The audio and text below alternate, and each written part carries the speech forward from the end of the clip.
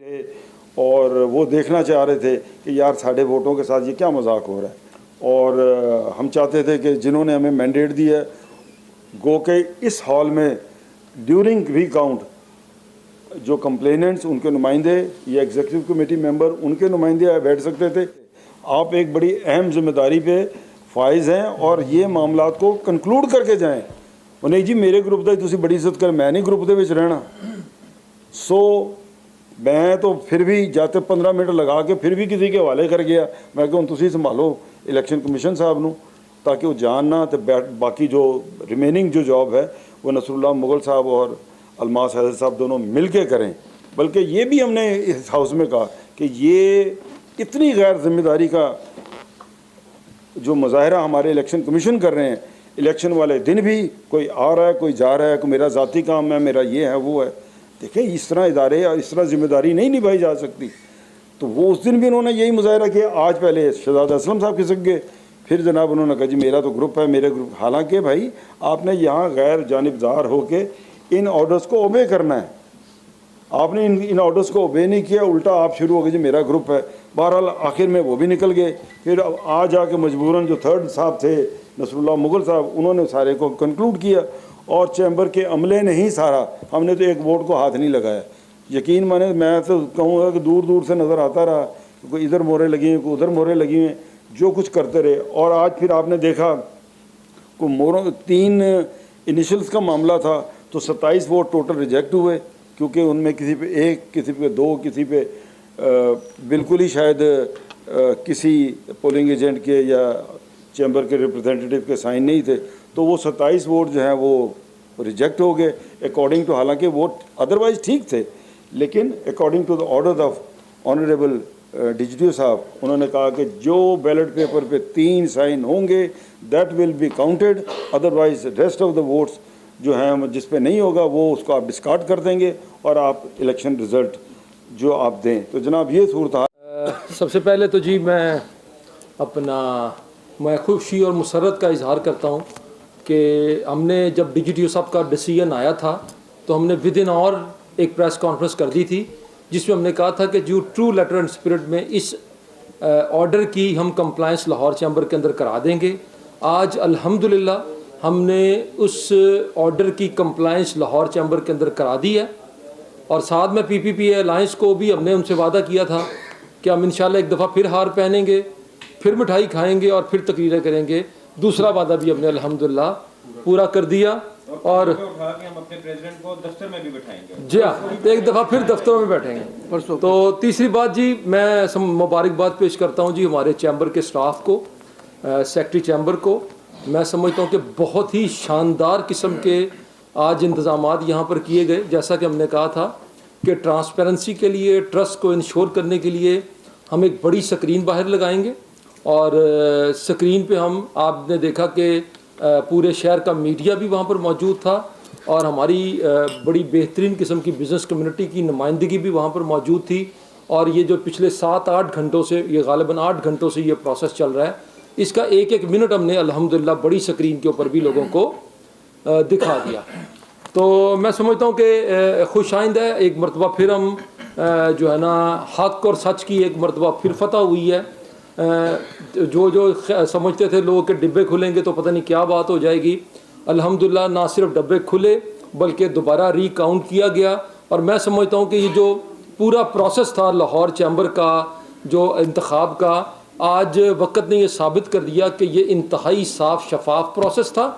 और ये पाकिस्तान के अंदर अक्सर हम कहते हैं कि हमारा प्रीमियम चैम्बर है, ये हम कोई बावलपुर या कि चीचू की मलियाँ की बात नहीं कर रहे। अल्हम्दुलिल्लाह हमारे पर रिकॉर्ड भी बहुत अच्छी और सही हालत के अंदर मौजूद था और ये सारी चीज़ें आज अल्हम्दुलिल्लाह पूरी शहर की बरादरी ने विटनेस की।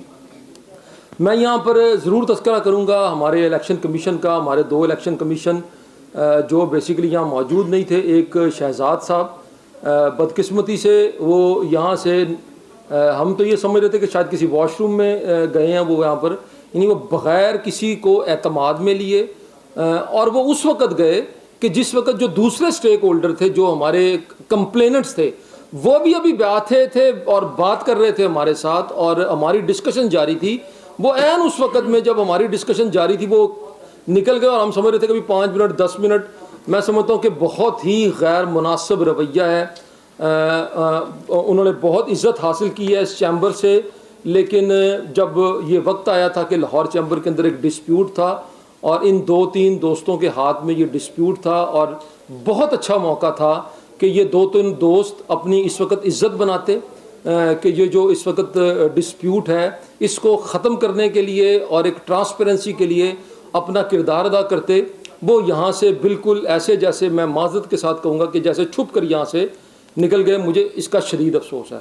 उसके बाद जो दूसरे हमारे इलेक्शन कमीशन अलमास साहब हैं, वो मेरे प्रेसिडेंट भी रहे हैं। जब मैंने इसी में था तो मैं हमेशा ये इस बात का इजहार करता था कि बहुत ही मैं समझता डिसेंट आदमी, लेकिन उन्होंने भी मैं समझता हूँ कि बजाय कि वो जो किरदार लाहौर की चैम्बर की एग्जेक्टिव बॉडी ने, गोगे वो पिछली एग्जेक्टिव बॉडी ने दिया था, मैं समझता हूँ कि ये बड़े एहतराम की बात थी, उनके लिए बहुत ही इज़्ज़त की बात थी कि लाहौर की चैम्बर की एग्जेक्टिव बॉडी ने उनको लाहौर चैम्बर के इंतखाब के लिए मुंतखब किया था।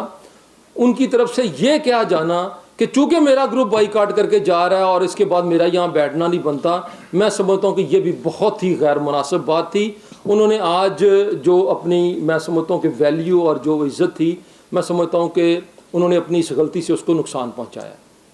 तीसरा मैं ज़रूर तज़किरा करना चाहूँगा, देखें हमारा इतना प्रीमियम चैम्बर है, इस वक्त बिज़नेस कम्युनिटी बेपनाह मसाइल का शिकार है।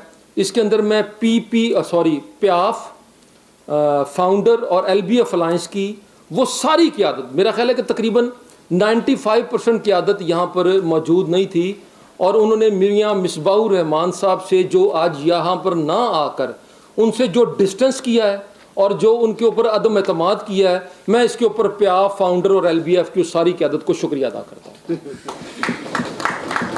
उनका यहाँ पर ना आना बेसिकली, देखें निजी महफिलों में हमें मिलते हैं, हम बहुत कनेक्टेड आपस में एक दूसरे के साथ, शादियों खुशियों और गमियों के अंदर आपस में मिलते हैं। तो जब हम मिलते हैं तो वो सारे जो दोस्त हैं बेसिकली उस क़यादत के, वो जब भी मिलते हैं तो वो डिस्टेंस करते हैं। वो कहते हैं यार ये जो जो इस वक्त ये जो मामला चल रहे हैं, हमारा इसके अंदर कोई किरदार नहीं है, हम इसके अंदर शामिल नहीं हैं। मैं समझता हूँ कि मेरे दिल में उनकी इज़्ज़त बढ़ गई है। आज यहाँ पर ना आकर मियां मिसबाहुर रहमान साहब को अकेले भेजकर उन्होंने साबित कर दिया है, जो निजी महफिलों में वो कहते थे कि हमारा इससे कोई ताल्लुक़ नहीं है, मैं समझता हूँ कि आज उसको उन्होंने साबित कर दिया। मुबारक हो, बहुत अच्छी बात है जी। मैं समझता हूँ कि ये उन्होंने, मैं मुबारकबाद उनको पेश करता हूँ कि ज़्यादा डिसेंसी का उन्होंने मेरा ख्याल है सबूत दिया है।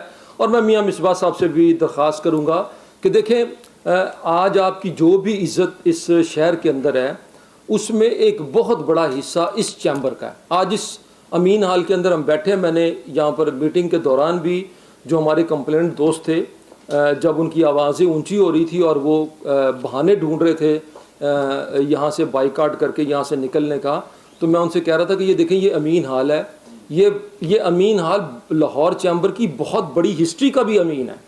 यहाँ पर लाहौर चैम्बर ने बिज़नेस कम्युनिटी के लिए बहुत बड़े बड़े फ़ैसले किए हैं, बहुत बड़े बड़े काम इस मीटिंग रूम के अंदर हुए हैं। तो आप कम से कम इस मीटिंग रूम की लाज रखें और मैं समझता हूँ कि आपको जो है ना अपने रवैयों को ठीक करना चाहिए।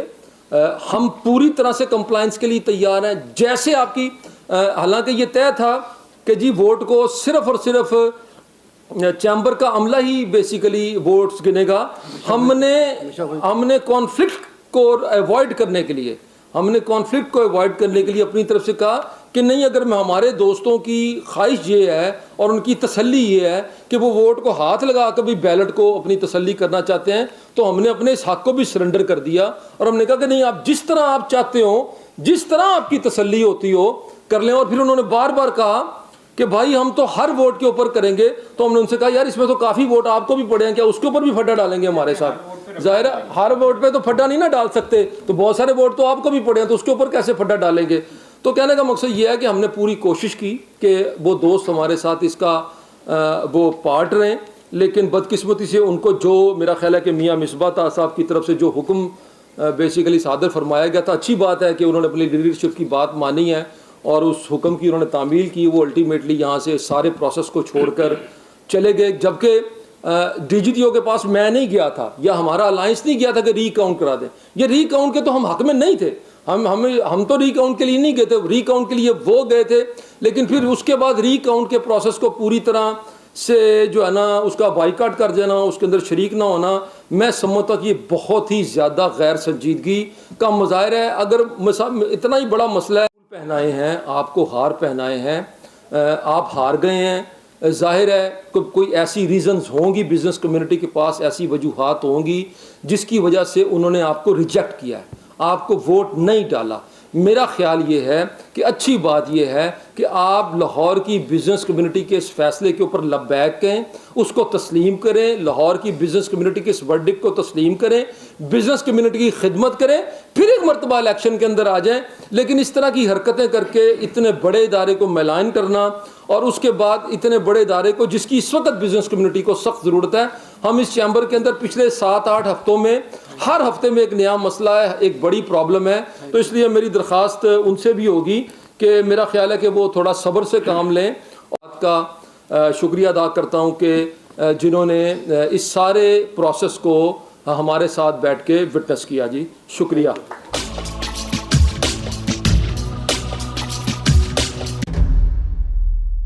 Subscribe to our channel by clicking the subscribe button.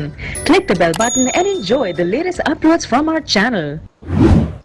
Like, share, subscribe Lahore City News.